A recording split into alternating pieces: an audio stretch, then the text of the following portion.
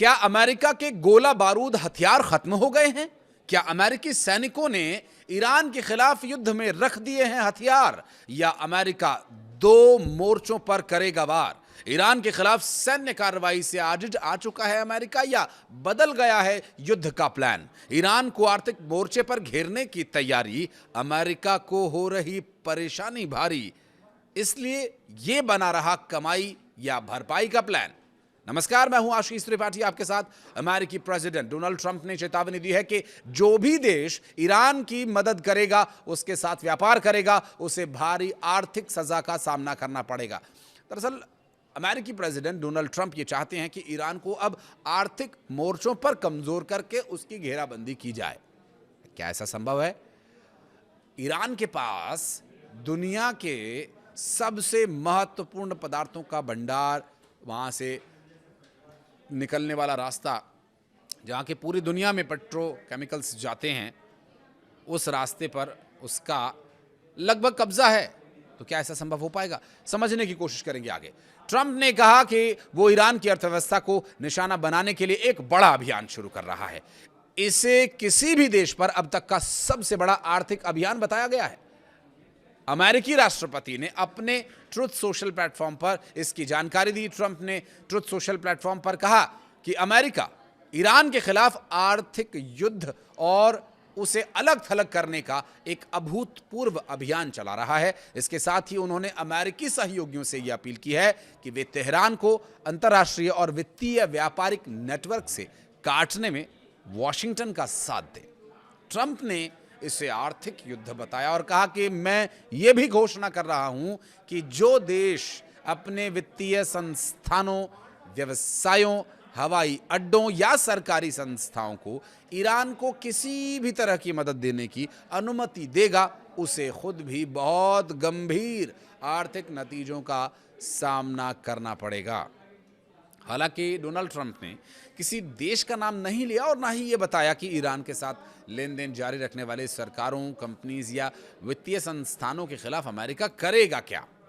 दरअसल अब तक ओवरऑल जो नज़र आया, अमेरिका ने ग्राउंड ऑपरेशंस चलाए, अमेरिका ने हवाई हमले किए, ड्रोन्स भेजे जो नेस्तो नाबूद हो गए, और अपने 2-3 युद्धपोत भी वहाँ लगा दिए जिससे कि वो स्ट्रेट ऑफ हॉर्मुज़ पर पूरी तरह से कब्जा कर सके। कुछ भी कामयाब नहीं हुआ। अमेरिका ईरान को किसी भी तरह से घुटनों पर नहीं ला पाया।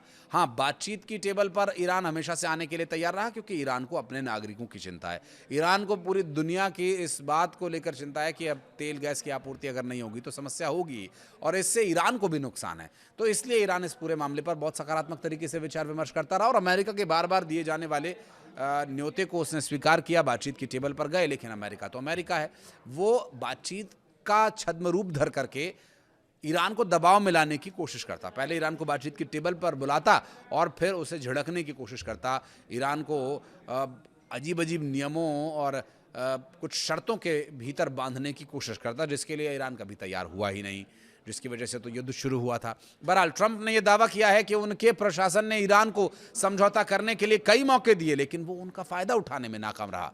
ट्रुथ सोशल पर किए गए पोस्ट में दावा यह किया गया कि ईरान की सैन्य क्षमता बुरी तरह से कमजोर हो चुकी है। उन्होंने कहा कि ईरान की नेवी नष्ट हो चुकी है, वायुसेना बेकार हो चुकी है, सैन्य कारखाने में तब्दील हो गए हैं। उन्होंने कहा कि ईरान की अर्थव्यवस्था पर बहुत ज्यादा दबाव है, इसमें कोई शक नहीं है, लेकिन ये दबाव झेलना ईरान को बहुत अच्छे से आता है। नए कदमों से तेहरान की क्षमता और सीमित हो जाएगी, कहना है ट्रंप का। उन्होंने एक बार फिर यह कहा कि ईरान के पास कभी भी परमाणु हथियार नहीं होगा। अब आप रहने ही नहीं देंगे तो होगा कहां से? वो परमाणु हथियार बना रहे हैं, तुम्हारे पेट में दर्द हो रहा है, तुम उस पर बम मार रहे हो।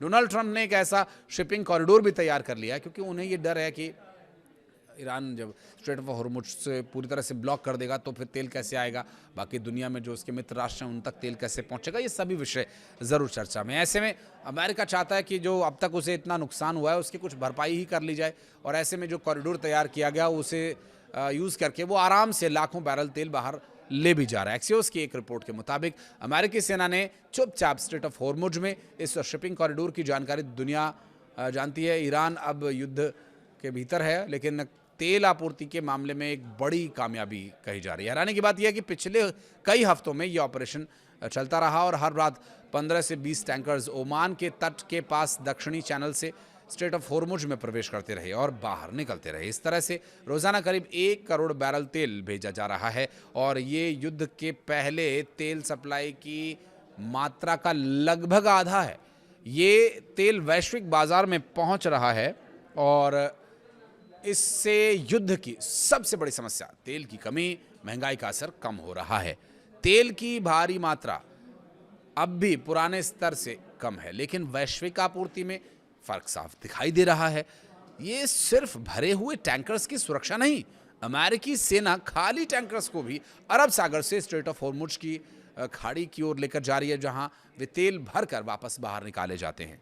एक अमेरिकी अधिकारी ने बताया कि अमेरिका 2 महीने से स्ट्रेट ऑफ हॉर्मुज के दक्षिणी लेन को नियंत्रित कर रही है और ईरान के इस्लामिक रेवोल्यूशनरी गार्ड कॉर्प्स यानी IRGC परेशान तो करती है, लेकिन स्ट्रेट ऑफ हॉर्मुज पर उनका अब कोई कंट्रोल नहीं है, बल्कि कंट्रोल हमारे पास है। ये टास्क फोर्स नॉर्थ कैरोलिना के फोर्ट ब्रैड स्थित आर्मी हेडक्वार्टर्स से चल रही है और ये खाड़ी के सहयोगी देशों के साथ मिलकर के काम कर रही है। पिछले 2 हफ्तों में हर रात 15 से 20 टैंकर्स दक्षिणी चैनल से आ रहे जा रहे हैं। औसत निर्यात बढ़ाकर करीब 1 करोड़ बैरल तेल हर रोज़ हो गया है। कुछ रातों में 1.5 से 2 करोड़ बैरल का तक तेल निकाला जा रहा है। राष्ट्रपति ट्रंप ने एक्सियोस से कहा कि स्ट्रेट ऑफ हॉर्मुज से गुजरने वाले बहुत ज़्यादा तेल की मात्रा में ये भी स्पष्ट है कि अभी ईरान से कोई बातचीत नहीं हो रही। ट्रंप ने स्पष्ट कहा कि ईरान के साथ बातचीत करने का समय नहीं है, क्योंकि उनसे बातचीत करना मतलब समय को बर्बाद करना। वे नेगोशिएशन अब नहीं चाहते हैं, नेगोशिएशन को आगे बढ़ाना ट्रंप नहीं चाहते हैं। ईरान के पास हथियारों की, मिसाइलों की कोई कमी नहीं है, वो युद्ध के लिए भी तैयार है और आर्थिक मोर्चे पर मजबूती देने के लिए उसके पास क्या कुछ है, चलिए बताते हैं। दरअसल तेल और गैस ईरान की आय का प्रमुख स्रोत है। पेट्रो और प्राकृतिक गैस की बिक्री, पेट्रोकेमिकल्स और ईरान की विदेश मुद्रा और राजस्व का सबसे बड़ा ये जरिया है। पेट्रोकेमिकल उत्पाद, तेल शोधन के बाद मिलने वाले रसायन, एथिलीन, पॉलीमर, उर्वरक, खनिज और धातु, लौह अयस्क, तांबा, जस्ता, कोयला जैसे खनिजों का ये खनन और निर्यात करते हैं। कृषि और अन्य उत्पादों का, जिसमें केसर दुनिया का सबसे बड़ा उत्पादक यहाँ पर ईरान है, और पिस्ता, खजूर, सूखे मेवे जैसे महत्वपूर्ण इंग्रेडिएंट्स ये बेचते हैं, जिसके ये प्रमुख आय का साधन है। अब आप ऐसे में सोचिए कि अगर वो सारी सीमाओं को भी सील कर दे तब भी वो ईरान की आय को नहीं रोक सकते। अब आर्थिक नाकेबंदियां तो देखिए काफ़ी समय से जारी हैं, उसके बाद भी सर्वाइव कर रहा है ईरान। यही है अमेरिका के लिए बहुत बड़ी टेंशन। आप कुछ कहना चाहें तो बताइएगा। वीडियो को यहाँ तक देखने के लिए धन्यवाद।